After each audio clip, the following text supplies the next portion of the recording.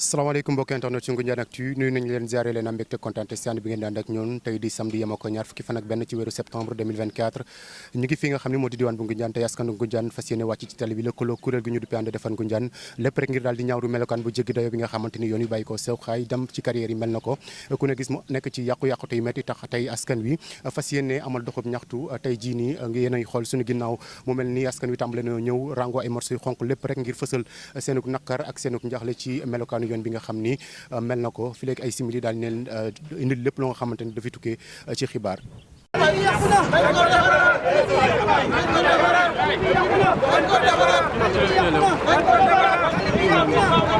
askan wu takku lool mer ba futtu waaye itam rango seeni morso yu xonk loolu la ñu nemmeeku tey ci samedi yemoo ko ñaar fukki fan ak benn ci weeru septembre 2024 mu mel ni askanu Ngoundiane seenuk boolu muñ dafa dal di fees askan wu jógee fu nekk ci commune bi waaye itam ci réew mi dal di ñëw ngir fësal naqar njaaxle bi ñu am ci melokaan bu jekki dayo bi nga xam ni tali bi mel na ko. Bonjour tout le monde, bonjour la presse nationale et la presse locale. Je suis Moussa Gningue. Je suis le président du mouvement And Defar Ngoundiane, un mouvement citoyen dont la principale mission est de défendre les intérêts de Ngoundiane, mais surtout de participer activement à son développement économique et social. Quel est l'objet de votre rencontre? Alors, nous avons organisé cette marche en collaboration donc avec toutes les forces vives de la commune pour exprimer notre indignation et notre ras-le-bol face à une situation qui interpelle la vie de toutes les populations de Ngoundiane. Cette situation, elle est liée à la dégradation, mais surtout au délabrement très avancé de la route principale qui relie les carrières de Ngoundiane à la route nationale numéro 3 passant par Ngoundiane Centre. C'est une situation de dégradation extraordinaire et injustifiable donc, que nous vivons depuis très longtemps.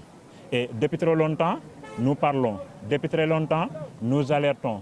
Mais malheureusement, jusqu'à présent, nous n'avons aucune réaction de la part des autorités compétentes, en l'occurrence la direction de la Géroute, dont lui revient véritablement la responsabilité de réhabiliter la route.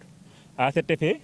avant de prendre aucune initiative de quelque nature que ce soit, nous sommes allés rencontrer d'abord les autorités locales pour leur poser le problème, essayant de voir exactement quelle est donc leur position par rapport à ça et quelles sont les démarches qu'ils ont faites allant dans ce sens. Alors, à cet effet donc, ils nous ont expliqué véritablement tous les efforts qu'ils ont fait allant dans ce sens. Ils nous ont même véritablement communiqué toutes les correspondances qu'ils ont eu à envoyer aux autorités compétentes, notamment à la direction de la Géroute. Ensuite, donc c'est une chose que nous saluons à sa juste valeur. Ensuite, nous sommes allés rencontrer le sous-préfet, M. Wad, donc lui expliquer encore la situation. À son tour également, il nous a montré sa sensibilité par rapport à cette situation. Et d'ailleurs, lors de cette rencontre, il a pris la peine d'appeler le directeur de la Géroute à notre présence. Mais il faut le dire pour le regretter, la réponse qu'il lui a fournie véritablement ne nous satisfait point. C'est pourquoi nous nous sommes réunis aujourd'hui en collaboration avec toutes les forces vives de la commune de Ngoundiane pour exprimer véritablement notre indignation par rapport à cette situation. Parce qu'en réalité, comme vous le savez bien, Ngoundiane ne mérite pas une route aussi dégradée. Parce que vous savez que Ngoundiane abrite véritablement la plus grande mine de basalte du Sénégal et que pratiquement toutes les infrastructures routières, toutes les infrastructures publiques au Sénégal sont construites à partir donc du basalte qui est extrait de nos entrailles, c'est-à-dire extrait ici à Ngoundiane. Donc véritablement Ngoundiane mérite une route moderne. C'est la raison pour laquelle donc nous avons appelé donc tout le monde à se mobiliser pour montrer à ces autorités compétentes-là que Ngoundiane ne peut plus supporter cette situation. Parce que Ngoundiane ne mérite pas de continuer à vivre ce danger. Un danger, oui. Pourquoi? Parce que tout simplement, comme vous pouvez le constater aussi, c'est une route qui est fréquentée quotidiennement et toujours par des camions gros porteurs. Et ces camions-là, ils cohabitent avec des clandos qui transportent des fils de Ngoundiane. Et il faudra que je vous le dise pour le regretter encore une fois. Ces chauffeurs de clando sont obligés de faire des manœuvres très dangereuses pour sauver des vies, donc et véritablement échapper à la mort. C'est vraiment regrettable. C'est vraiment regrettable. C'est pourquoi, donc, nous avons dit, le mot d'ordre c'est clair, que Ngoundiane réclame véritablement la réhabilitation de cette route. C'est ce que nous voulons. Que le directeur de la Géroute véritablement puisse prendre ses responsabilités pour venir non seulement réhabiliter, mais surtout élargir véritablement cette route. Parce que c'est une route véritablement qui est très exiguë. Donc il faudra qu'elle soit élargie. Quels sont les risques sur le plan sanitaire au regard de cette route? Oui, effectivement, ça c'est extraordinaire. Parce que comme vous le savez encore, la route, elle dégage énormément de poussière. Et cette poussière-là, c'est nous qui la respirons, c'est nous qui l'absorbons. Et c'est une poussière qui est susceptible de développer des maladies pulmonaires et même des infections respiratoires. Vraiment, c'est une chose regrettable, donc à laquelle on doit faire face. C'est pourquoi... Ah oui, effectivement, ce que nous voulons, c'est que véritablement les autorités compétentes, et quand je parle d'autorités compétentes, je fais allusion à l'AGEROUTE dont lui revient la responsabilité de le faire. Ce n'est pas une compétence de la mairie de Ngoundianta, également il faudra que cela soit clair. Eux, ils ont fait ce qu'ils ont, même ils ont fait des efforts, même s'ils peuvent encore continuer à faire des efforts allant dans ce sens. Parce que tant que cette route-là n'est pas véritablement réhabilitée entièrement, véritablement, ils doivent faire des efforts allant dans ce sens. Et c'est pourquoi, donc, nous lançons un appel solennel au président de la République, son Excellence Bassirou Diomaye Diakhar Faye, à son premier ministre, M. Ousmane Sonko, au ministre des Transports et des Infrastructures routières, El Hadj Malick Ndiaye. Nous lançons un appel même au ministre des Mines, Birame Souleye Diop, donc qui une fois passé par ici, donc il est au courant de la situation de la route. Mais surtout, nous lançons un appel au directeur de l'AGEROUTE, donc qu'ils prennent leurs responsabilités pour venir réhabiliter et élargir la route de Ngoundiane. Parce que nous, on est décidés, on ne peut plus continuer à vivre cette situation. Et d'ici à quelques jours, d'ici à quelques semaines, si rien n'est fait, nous allons passer à la vitesse supérieure. Donc c'est une route véritablement qui fait moins de 10 km, donc 9 km. Vraiment, ce n'est pas beaucoup. Alors que véritablement, il y a tous les matériaux donc, pour construire. Donc la route sont disponibles en Ngoundiane. Tous les matériaux sont disponibles ici. Il y a le basalte, il y a tout. Donc véritablement, je considère cette situation comme étant une négligence flagrante, mais comme étant tout simplement un manque de respect, un manque de considération à l'égard de la population de Ngoundiane et des Ngoundianois.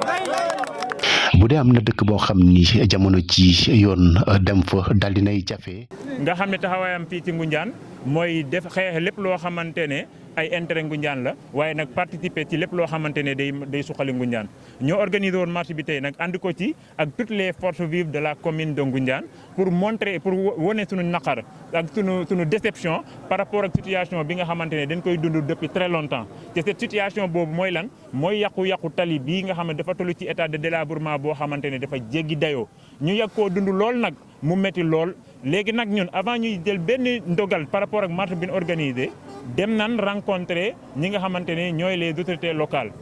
waxtaan ak ñoom ba xam exactement lan mooy seen taxawaay ci tali bi parce que yàqu-yàqu bi yàgg na bi ñu demee nag wax dëgg ñu dalal ñu waxtaan ak ñun wax ñu li nga xamante ne def nañ ko ci wax dëgg won nañu see lettres yi nga xamante ne bind nañ ko ñi nga xamante ne mooy ñooy kilifa yi ko war a defar waaye boobu ba léegi amuñ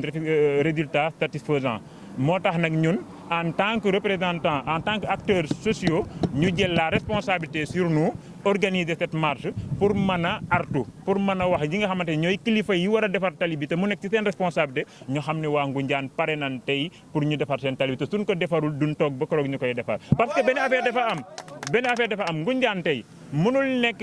terre boo xamante ne mine de basalte bu gën a rëy Sénégal Ngoundiane la nekk mënuñu comprendre. infrastructure yoon bu ñu defar Sénégal béton bi fii la jógee basalte bi fii la jógee infrastructure bu ñu defal public fii la jógee te Ngoundiane mën a am jafe-jafe yoon loolu amul leen lu ko mën a expliquer ko Ngoundiane nag comme ni ma ko waxee léegi mënul continuer mukk di dund ci danger bi parce que danger bi c'est un danger bi ñu mën a wax imminent parce que danger bi mooy lan mooy tali bi comme ni ngeen ko gisee ay camions ñoo koy fréquenter ay camions gros porteurs te camions yooyu dañ ciy daje ak ay clando yoo xamante ne ay doomu Ngoundiane lan yeb léegi nag ni ma ko waxee chauffeur clando yi ñu ngi fi toog je parle sous leur contrôle dañuy obligé di def ay manœuvres yu garaaw pour mën a sauver seen bakkan pour mën a sauver seen bopp pour mën a sauver ay Ngoundianois ñun nag nee na loolu mënatul continuer di dund situation boobu moo tax nag ñu jug tey wane suñu naqar te aussi mu amaat leneen même au delà de ces risques d'accident mais tali bi day dégager poussière bu jéggi dayoo te poussière bi wala moo gën a danger c'est poussière u latérite wala poussière u suuf parce que li pratiquement fer la te poussière boobu ñan ñoo koy nooyi waa Ngoundiane ñoo koy nooyi te buñ ko nooyee mën nañoo jural ay jàngoro yoo xamante ne duna am fu ñu ko jooytoo moo tax nag population Ngoundiane bi yëpp jug tey pour ñu defar tali bi te tant que defaruñ ko duñ toog ci kaw loolu nag ñuy woo kilifa yi d'abord ki nga xamante ne moom la fi yàlla teg muy le président de la République son excellence Bassirou Diomaye Diakhar Faye di woo ki nga xamante ne mooy son premier ministre Ousmane Sonko di woo ki nga xamante ne mooy ministre des transports et des infrastructures El Hadj Malick Ndiaye waaye di woo le ministre Birame Souleye Diop ki nga xamante ne moom fi la dëkk Thiès jaar na fi barki Dembo Ndiaye gis na situation tali bi waaye nag di woo ki nga xamante ne mooy le directeur de l'AGEROUTE ñi nga xam ne ñoo ko war a defar ñu jël seen responsabilité ñëw defar tali Ngoundiane bi te loolu nag buñ ko deful ci fan yu néew ci ay semaines yu néew ñun waa Ngoundiane dinañ passer à la vitesse supérieure.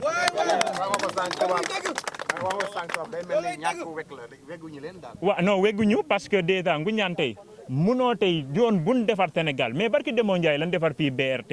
est-ce que xam nga ne liñ ko defaree ci ay béton yëpp Ngoundiane la jógee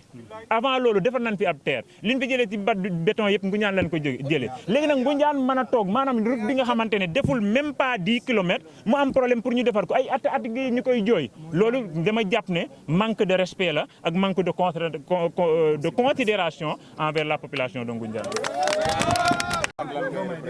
waaw Ablaye Thiaw la ñu gën ko xam ci Ablaye Ndiané di leen ziare di leen jox seen wàccuwaay waaw di wax ci turu clando yi nga xam ne tey ñun ñëpp ñu ngi ànd teew fi ci ginnaaw monsieur Gningue